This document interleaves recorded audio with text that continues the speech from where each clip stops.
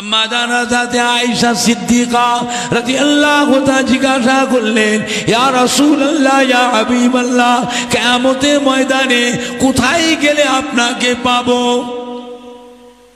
আল্লাহ বলে, বিবি আয়েশা, আমার উম্মতির নেকি বদি গুনাহ এবং সওয়াব মিজানে ওজন করা হবে।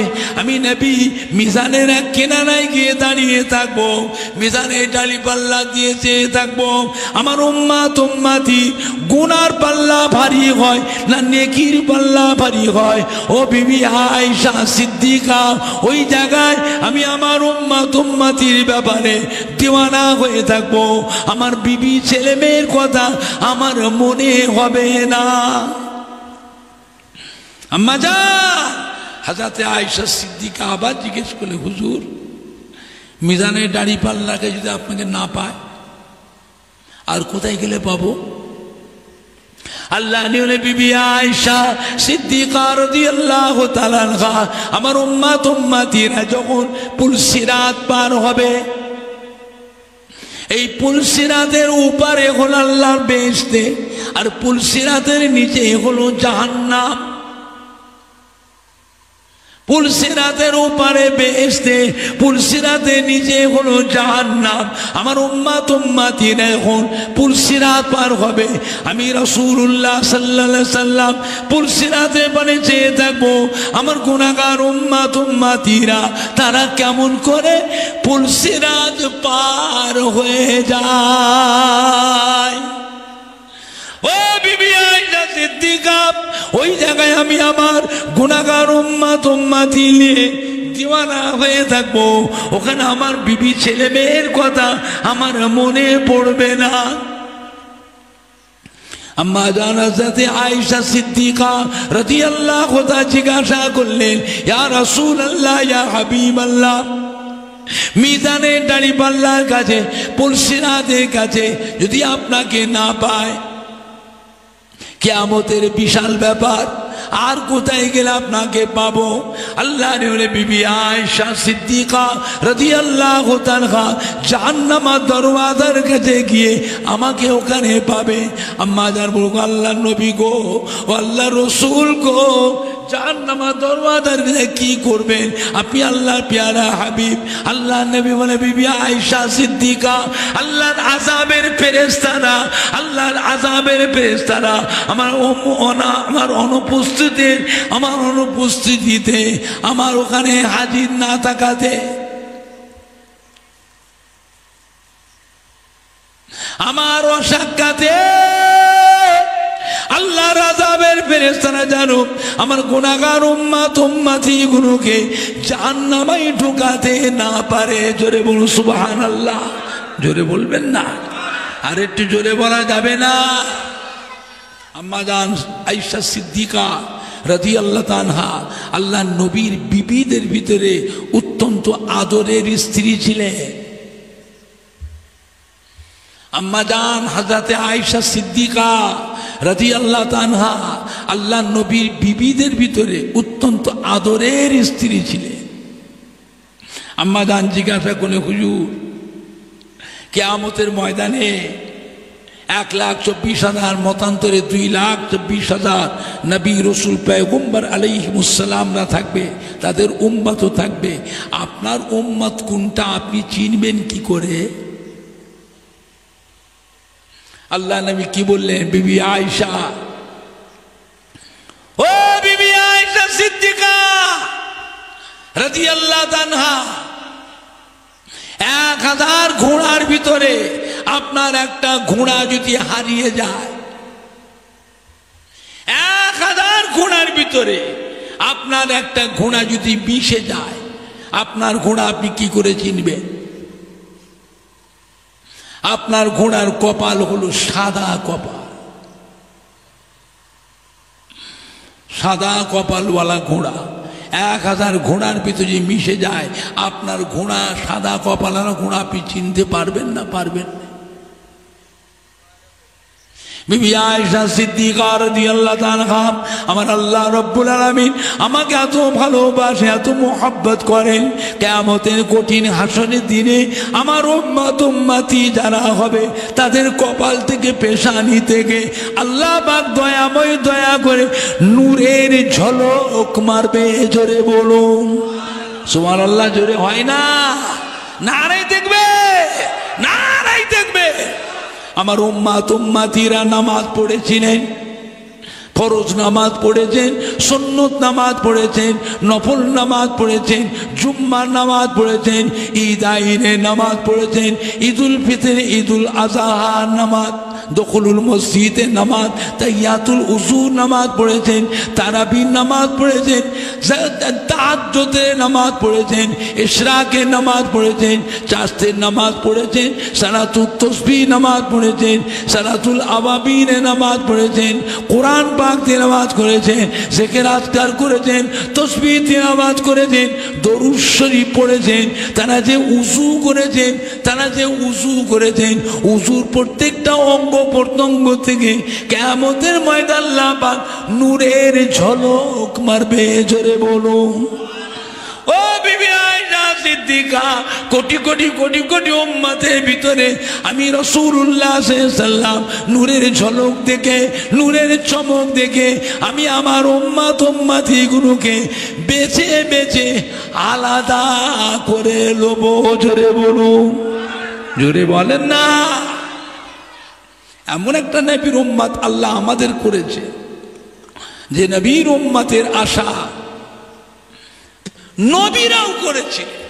আল্লাহ আমাদের নবী না করে, রাসূল না করে, পয়গম্বর না করে আপনার আখিরি জামানার পয়গম্বরের উম্মত করে যদি পাঠাতেন আমাদের জীবনটা ধন্য হতো। আর আমি আপনি সেই দোয়া চাইতে না চাইতে আল্লাহ পাক আমাদের ঘরে সেই নবীর উম্মত হিসাবে কবুল করেছেন। খুশি না বেজার? খুশি না বেজার? অল্প না বেশি? কিরকম বেশি? হাত তোলেন তো দেখি, হাত তোলেন তো দেখি। জোরে তাকবীর দেন তো, নারায়ে তাকবীর। আর একটু জোরে দেন না, নারায়ে তাকবীর। নারায়ে দেখবে হিজবুল্লাহ, হিজবুল্লাহ, আহলে সুন্নাতুল জামাত, আহলে সুন্নাতুল জামাত, পুরপুরা শরীফে দাদা পীর কিবলার হক সিলসিলা।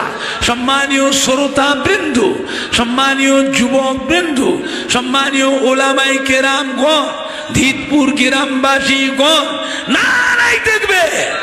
একবার দরুদ শরীফ আল্লাহুম্মা সাল্লি আলা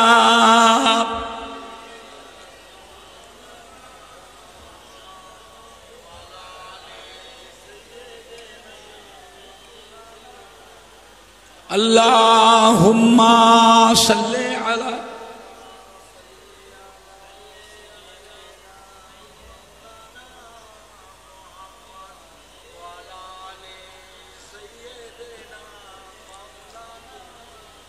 কালমা লা ইলাহা ইল্লাল্লাহ।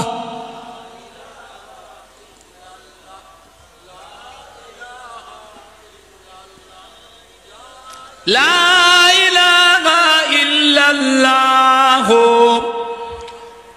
মুহাম্মাদুর রাসূলুল্লাহ সাল্লাল্লাহু আলাইহি ওয়াসাল্লাম। বাবা, আল্লাহ ওয়ালাদের ইত্তেবা করে, আল্লাহ ওয়ালাদের অনুসরণ অনুকরণ করে, বুঝলেন?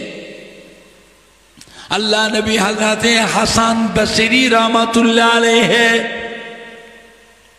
রাস্তা দিয়ে হেঁটে হেঁটে যান। হুজুরের চলাফেরা পথের মাঝে একটা কবরস্থান সামনে পড়ল। কবরস্থানের পাশে হুজুর গিয়ে দাঁড়িয়ে গেলেন। কবরস্থানের পাশে দাঁড়িয়ে হুজুর সালাম দিলেন। সালাম দেওয়ার পর আল্লাহর ওলি হযরতে হাসান বসরি রহমাতুল্লাহ আলাইহি কবরস্থানের পাশে দাঁড়িয়ে দাঁড়িয়ে কোরআন পাক তিলাওয়াত করলেন। কোরআন পাক তিলাওয়াত করে দুটো হাত তুলে মোনাজাত করলেন। নেকিটা সওয়াবটা নিয়ে মুর্দাদের রুহে রুহে মুর্দাদের রুহে রুহে সবরেস্তানি করলেন, নেকিটা বক্সে দিলেন, বন্টন করে দিলেন। মোনাজাতটা শেষ করে আল্লাহর ওলি হযরতে হাসান বসরি রাহমাতুল্লাহ আলাইহি ওই জায়গায় দাঁড়িয়ে কাশফুল কবুরের দোয়াটা পড়লেন। কাশফুল কবুর বলে একটি দোয়া আছে ইলমে তাসাউফের ভিতরে, ইলমে মারিফাতের কিতাবের ভিতরে কাশফুল কবুর বলে একটি দোয়া আছে। ওই দোয়াটা হুজুর তেলাওয়াত করলেন। তেলাওয়াত করার সাথে সাথে সমস্ত কবরবাসীদের সাথে হুজুরের সঙ্গে সাক্ষাৎ নসিব হয়ে যায়। সমস্ত কবরবাসীরা কবর থেকে রুহানি হালতে উঠে দাঁড়িয়ে আল্লাহর ওলি হযরতে হাসান বসরি রাহমাতুল্লাহ আলাইহি সালাম দিলেন।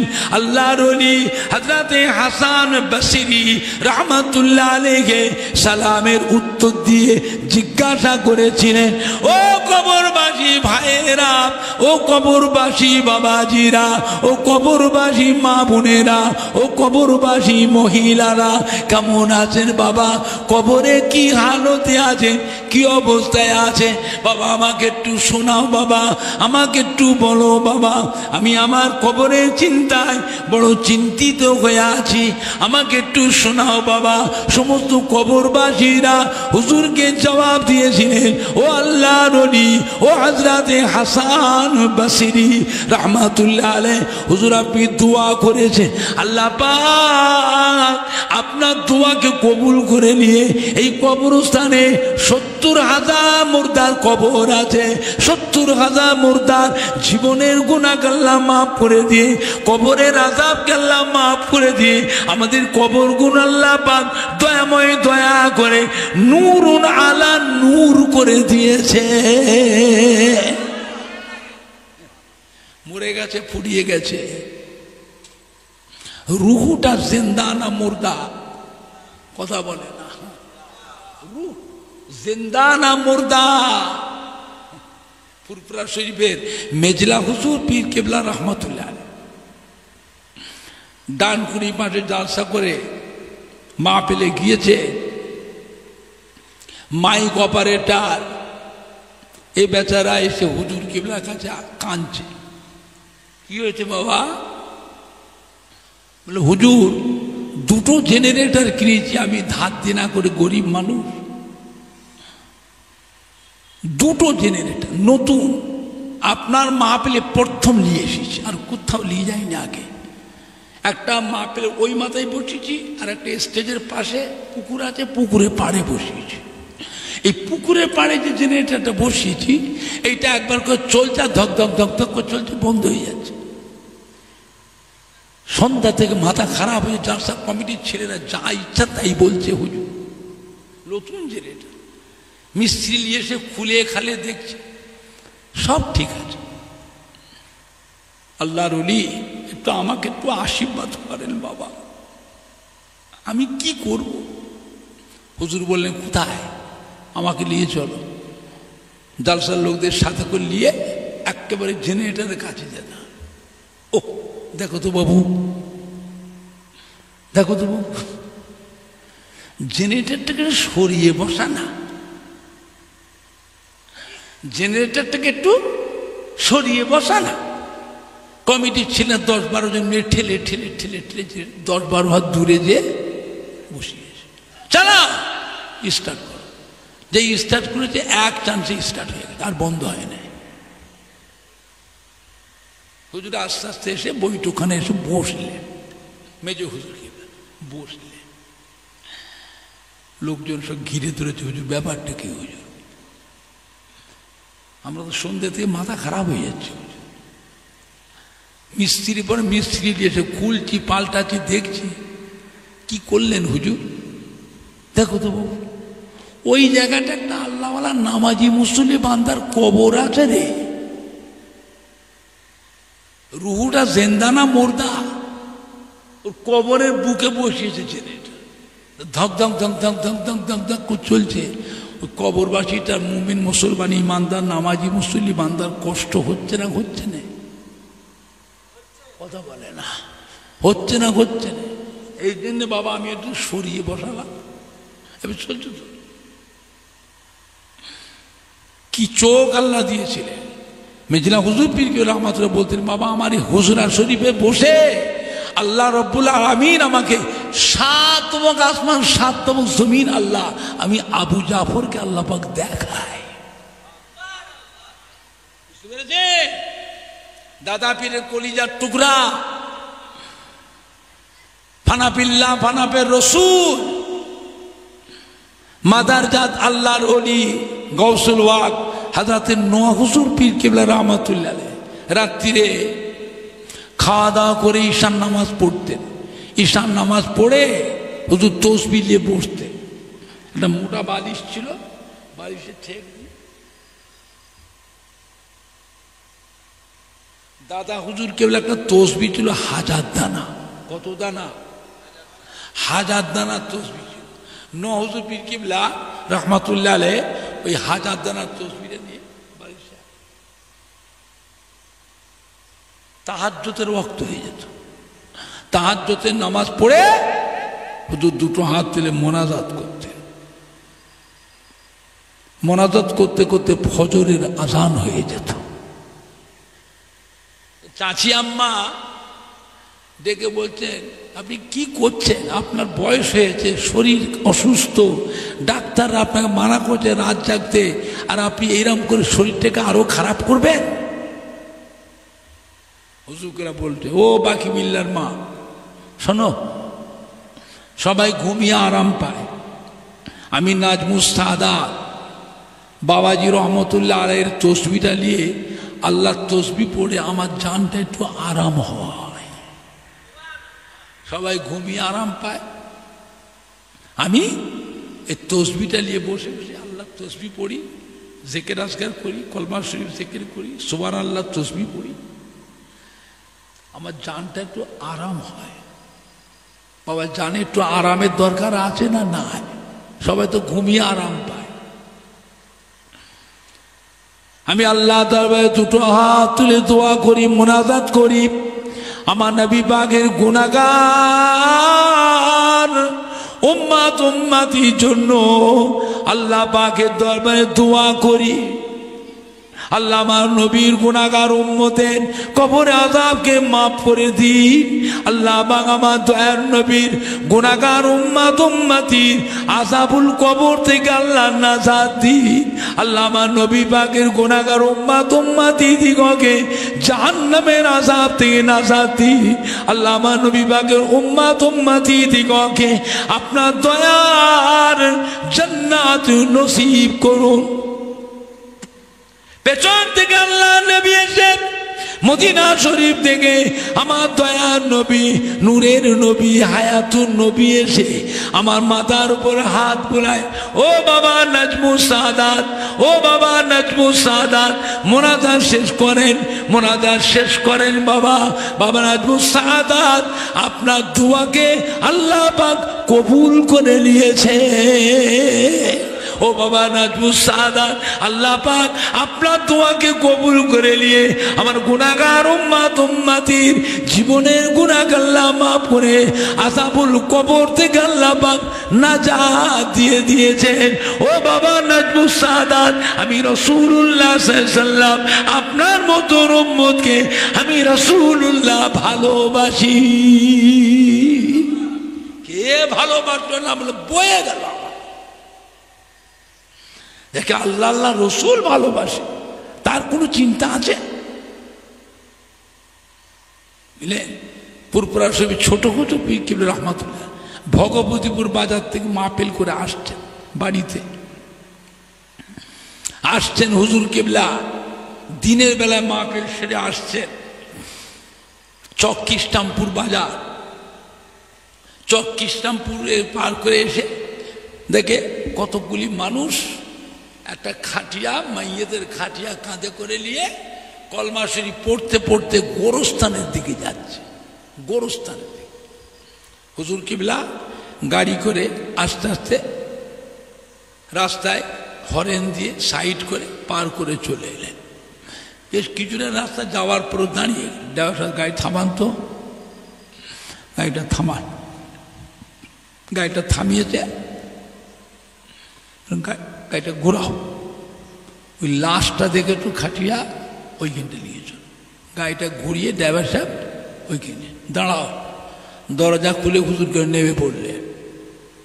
ড্রাইভারকে বলবো আমার গাড়িটা একটু আগিয়ে নিয়ে রাখো, একটু আগিয়ে নিয়ে রাখো। হুজুর কেবলা নবী ডাকলেন, হ্যাঁ বাবা জানাজার নামাজ হয়ে গেছে? না হুজুর। কোথায় নিয়ে যাচ্ছ? আমরা তো গোরস্থানে নিয়ে যে জানাজা পড়ি, ওখানে জানাজার জায়গা ঠিক করা আছে। ও জানাজার নামাজ হয়ে গেছে? বলে না হুজুর জানাজা হয়নি। মাইয়েতের ওলি কি আছে? ওনার ছেলে আছে, ডাকো ডাকো। বাবা তোমার কে? বলে আমার আম্মা যান। হুকুম দাও। জামাই হুকুম দাও তো আমি জানাজার নামাজটা আমি ইমামতি করব। ছোট হুজুর কিবলা জানাজার নামাজ পড়াবে, মানুষ খুশি না বেজা?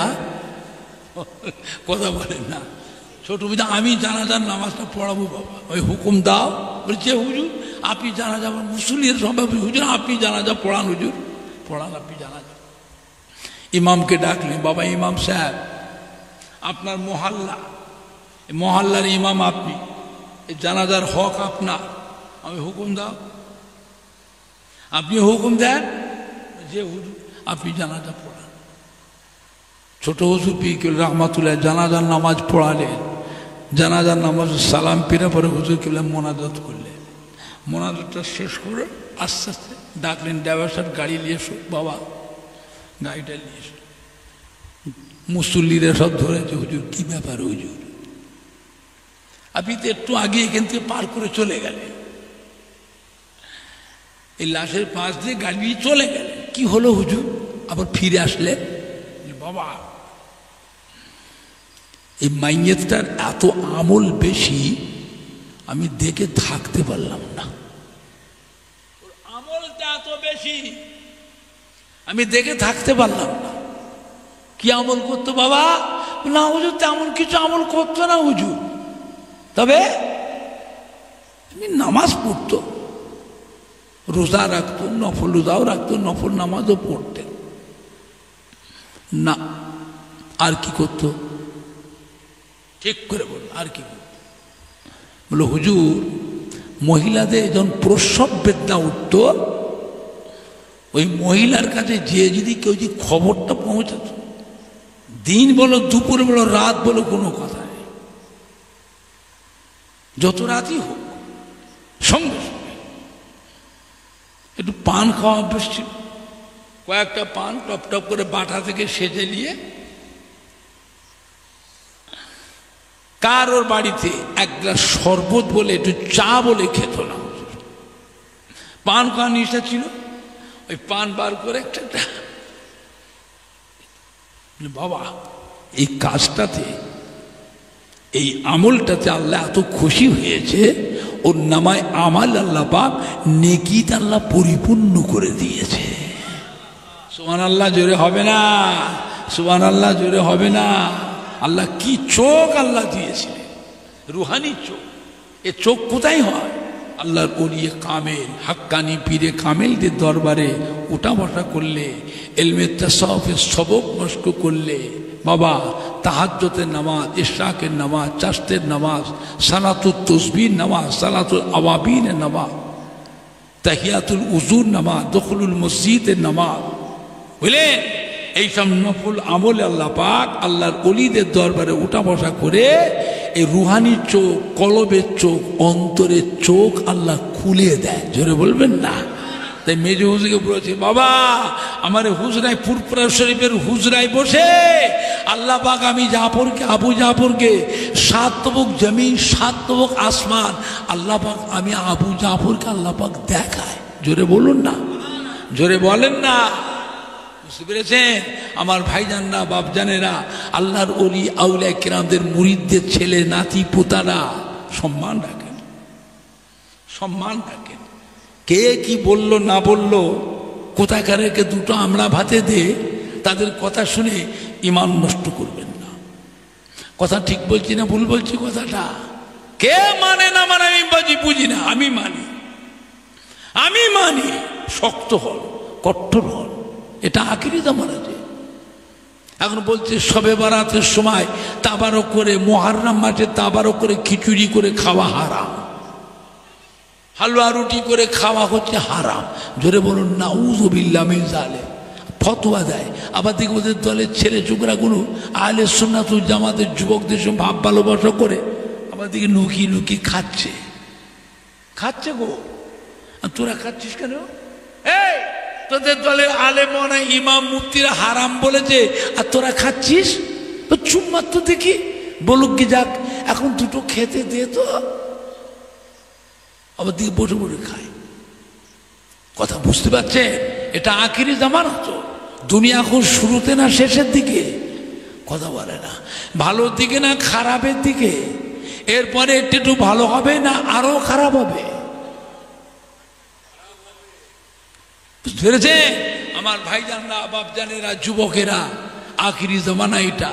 আল্লাহ আমাদের সকলকে হেফাজত করুন, ইমান ইসলামের কায়েম রাখুন, ইমান ইসলামের আল্লাহ মরণ নসিব করুন। আল্লাহ আমাদেরকে খাতেমা বিল খায়র নসিব করুন। আল্লাহ আমাদেরকে আখিরাতে নাজাত দেন। জোরে বলুন আল্লাহুম্মা আমিন। জোরে বলেন না আল্লাহুম্মা আমিন। কিয়ামতের ময়দানে এক ব্যক্তির গুনাহ এবং সওয়াব ওজন করা হবে মিজানে, দাড়ি পাল্লায়। দেখতে পাওয়া যাবে গুনার পাল্লা ভারী, নেকির পাল্লা হালকা। একটা নেকি কম পড়ে যাবে, আর একটা নেকি থাকলে ওই বান্দাটা বেহেশতে চলে যাবে। আল্লাহ ফেরেশতাদের ডেকে, হোক যাও ফেরেশতা এই বান্দাটাকে নিয়ে জাহান্নামায় ফেলে দাও। আল্লাহর ফেরেশতা ধরে টেনে টেনে নিয়ে জাহান্নামে। ও বান্দাটা কাঁদবে, আল্লাহ আমায় জাহান্নামে দেবেন না। আল্লাহ, আল্লাহ গো, আমার এই শরীরে আপনার জাহান্নামের আযাব সহ্য করতে পারবো না। আল্লাহ, আল্লাহ পাক আমায় জাহান্নামায় না দিয়ে আমাকে একটুখানি সময় দেন। সময় কি করবি না, কিয়ামতের ময়দানে আমার অনেক আত্মীয় স্বজন আছে, আমি একটু চেষ্টা করে দেখি কারো কাছে ঘুরে ঘুরে যে একটা নেকি সাহায্য পায়, তাহলে জাহান্নামের আযাবতে নাজাত পেয়ে যাব। আল্লাহ বলে, বান্দারে তোকে কে নেকি দেবে? কিয়ামতের ময়দানের অবস্থা দেখছিনি? কত তব্বর আলেম, মওলানা, হাফেজ, কারি, ইমাম, হুজুর সাহেব, পীর সাহেব সবাই হাই হাই করে কাঁদছে। আজ কিয়ামতের ময়দানে আল্লাহ চুল চুল হিসাব নেব, চুল চুল হিসাব নেব। তোকে কে নেকি দেবে? তবুও কাঁদবে। আল্লাহ একটু সময় দেন না, আল্লাহ চেষ্টা করে দেখি। আল্লাহ রব্বুল আলামিন ছেড়ে দাও, ফেরেশতা ওকে জাহান্নামে এখন দিও না, ছেড়ে দাও। আল্লাহর বান্দা কিয়ামতের ময়দানে কাঁদতে কাঁদতে ছুটবে। গোটা কিয়ামতের ময়দানে কোটি কোটি কোটি কোটি বান্দার ভিতরে খুঁজে খুঁজে মাকে খুঁজে বের করবে। জনম দুঃখিনী মা, মায়ের কাছে কে কাঁদবে? আম্মা জান, আমি আপনার সন্তান, আজ কিয়ামতের ময়দানে একটা নেকি কম পড়ে গেছে, মা জাহান্নামে চলে যাচ্ছি, মা আমাকে একটা নেকি সাহায্য করবে, তাহলে জাহান্নামের আযাব থেকে বেঁচে যাব। মা বলে, বাবারে তোকে এই সময় একটা নেকি দিতে পারবো না। কেন? তোর হিসাব হয়ে গেছে, তুই জানতে পেরে গেছিস তোর একটা নেকি কম পড়েছে, আমার এখন হিসাব হয়নি। আমি মিজানে দাঁড়িপাল্লার কাছে লাইনে কাতারে দাঁড়িয়ে আছি, আমার নেকি বেশি আছে না কম আছে কিছু জানতে পাচ্ছি না। এই সময় তোকে একটা নেকি আমি দিতে পারবো না, তুই অন্য জায়গায় যা। বাপের গায়ে যায় বাপও ফিরিয়ে দেবে, ভাইয়ের গায়ে যায় ভাইও ফিরিয়ে দেবে, ছেলে মেয়ে গায়ে ছেলে মেয়ে ফিরিয়ে দেবে, বিবির গায়ে যায় বিবিও ফিরিয়ে দেবে, আত্মীয় স্বজন বন্ধু জানা পরিচিত সবাই দাঁড়ে দাঁড়ে দাঁড়ে দাঁড়ে ঘুরবে, কেউ আর একটা নেকি দিল না, কেউ দেবে না, সবাই ফিরিয়ে দেবে।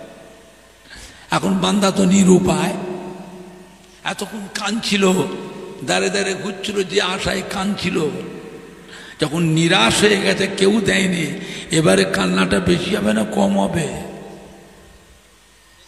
এতক্ষণ কাঁদছিল কারো না কারো কাছে পাবো, যেন কেউ দিল না, নিরাশ, কাঁদতে কাঁদতে অজর সার হয়ে কেঁদে কেঁদে ফিরে আসছে মিজানে দাঁড়িপাল্লায় গিয়ে। গুনার আমল নামাটা নিয়ে জাহান্নামায় চলে যাব, আর বাঁচা গেল না। ওই বান্দা যে ফিরে আসছে হাসরবাসীর মধ্যে আল্লাহ পাকের একটা বান্দা ওর কান্নাটা দেখে একটু দয়া এসে যাবে। জোরে বল সুবহানাল্লাহ। এই থামো, কি হয়েছে? অনেকক্ষণ থেকে দেখছি গোটা কিয়ামতের ময়দানে দাঁড় বিদার হয়ে তুমি কেঁদে কেঁদে দাঁড় বিদার ঘুরছো, তোমার বিপদটা কি হয়েছে? ও মনে করো আমার হয়তো কেউ জানা পরিচিত হবে, মোহব্বতের হবে। ভাই আমার একটা নেকি কম পড়ে গেছে, জাহান্নামে চলে যাচ্ছিলাম।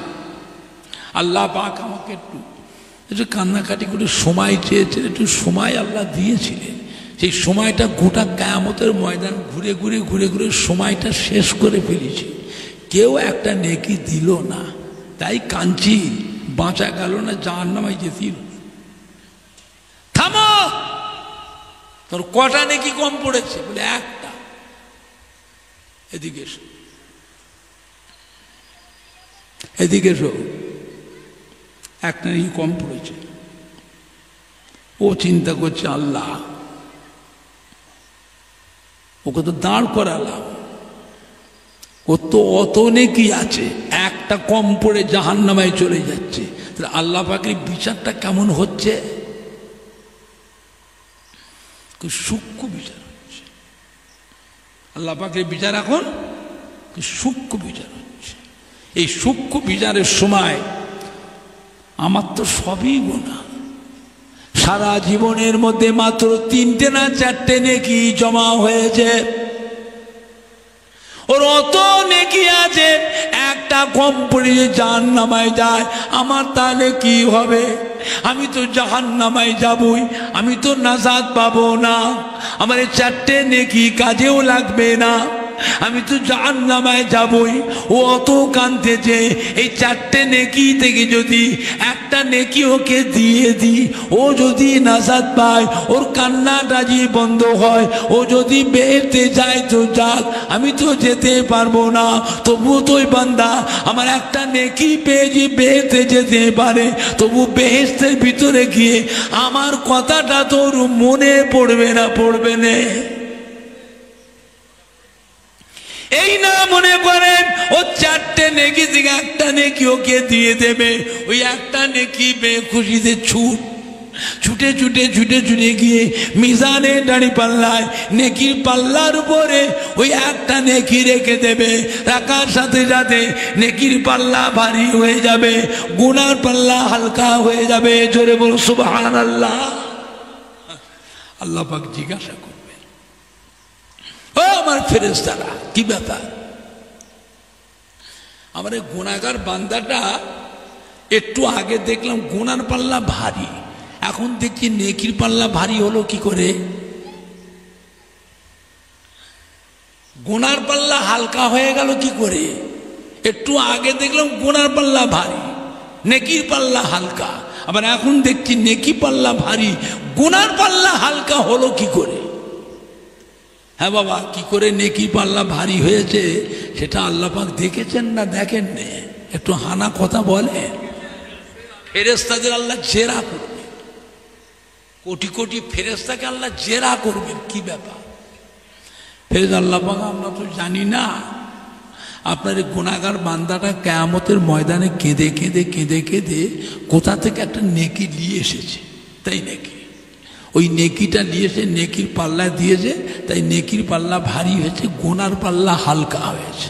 ওকে ধরে লিয়ায়, এই তোকে কে নেকি দিল? আচ্ছা ওকে কে নেকি দিয়েছে আল্লাহ সেটা দেখেছে না দেখেনি? ওকে যে নেকিটা দিয়েছে যে বান্দাটা, ওই বান্দাটাকে আল্লাহ দেখেছে না দেখেনি? ওকেও জেরা করবে, কোথায় নেকি পেলি? মানে আল্লাহ পাক মায়ের কাছে গেলাম মা ফিরিয়ে দিল, বাপের গায়ে গেলাম বাপও ফিরিয়ে দিল, মায়ের গায়ে গেলাম ভাইও ফিরিয়ে দিল, ছেলে মেয়ের গায়ে ছেলে মেয়ে ফিরিয়ে দিল, বিবির গায়ে গেলাম বিবিও ফিরিয়ে দিল, আত্মীয় স্বজন জানা পরিচয় বন্ধু বান্ধবী সবাই দাঁড়িয়ে দাঁড়িয়ে বললাম, কেউ আর একটা নেকি দিল না। আপনার বান্দার ভিতরে একটা বান্দা আমার কান্না দেখে তার জানে একটু দয়া এসে গেল, সে তার নেকি থেকে একটা নেকি দিয়েছে। কে সেটা? তোকে যে নেকিটা দিয়েছিল কে? চিনিনি, অচিনা। ও বলছে অচিনা, আমি চিনি না। আচ্ছা ওর অচিনা হোক, আল্লাহ পাক তাকে চেনে না চেনে নে? আল্লাহ ফেরেশতা তুমি যাও, একে যে নেকি দিয়েছে ওই বান্দাটাকে ধরে নিয়ে এসো। কোটি কোটি কোটি কোটি বান্দা, আল্লাহর অসংখ্য কোটি কোটি ফেরেশতা তন্ন তন্ন করে খুঁজে যে নেকি দিয়েছিল তাকে ধরে আসামি হিসাবে আল্লাহর দরবারে হাজির করা হবে। আল্লাহ পাক জিজ্ঞাসা করবে, তুমি আমার এই বান্দাটাকে একটা নেকি দিয়েছিলে? ও কাঁদবে, ও কাঁদবে। ওকে একটা নেকি দিয়েছ, ও কাঁদবে। জানলা গো, ওর কান্নাটা দেখে কেন যেন আমার জানে একটু মায়া এসে গেল। আমি ওকে জিজ্ঞাসা করলাম, ও আমায় শোনালো আমার একটা নেকি কম পড়েছে, আর একটা নেকি থাকলে বেহেশতে চলে যেতাম। আমি তখন চিন্তিত হয়ে পড়লাম, আল্লাহ গো, ওর অত নেকি আছে, একটা নেকি কম পড়ে যদি জাহান্নামায় চলে যায়, আমার তো সবই গুনাহ, গুনার গুনাহ, গুনার গুনাহ, গুনার দরিয়ায় হাবুডুবু খেচ্ছি। সারা জীবনের মধ্যে মাত্র 4টে নেকি জমা হয়েছে। চিন্তা করলাম, আল্লাহ পাক আপনার যে বিচারটা কোনো হচ্ছে, খুব সূক্ষ্ম বিচার হচ্ছে, এই সূক্ষ্ম বিচারের সময় 4টে নেকি নিয়ে আমি তো বেহেশতে যেতে পারবো না, আমি তো জাহান্নামায় যাবই। আমার 4টে নেকি তো কাজে লাগবে না। ও যে অত কাঁদছে, এই 4টে নেকি থেকে একটা নেকি যদি ওকে দিয়ে দি, ও যদি নাজাত পায় তো পাক, তবুও তো বান্দা বেহেশতের ভিতরে গিয়ে আমার কথাটাও তো ওর মনে পড়বে। এই না মনে করে একটা নেকি ওকে দিয়ে দিয়েছিলাম। আল্লাহ রব্বুল বলে, বান্দারে তুই আমার গুনাহগার বান্দা হয়ে, সে আমার গুনাহগার বান্দা, তার উপরে যদি আজকে কিয়ামতের ময়দানে এত দয়া হয়, এত মায়া হয়, আমি আল্লাহ আসমান জমিনের মালিক, দিন ও দুনিয়ার মালিক, দিন ও দুনিয়ার মালিক, আমার নাম রহমান, আমার নাম রহিম, আমার নাম গফফার, আমার নাম গফুর। ও আমার ফেরেশতারা আমার রহমতের দরিয়ায় জোশ মেরে দিয়েছে। যাও যাও ফেরেশতা, আমার এই দুটো বান্দাকে একসাথে নিয়ে আমার রহমতের বেহেশতে পৌঁছে দাও। জোরে বলেন না সুবহান।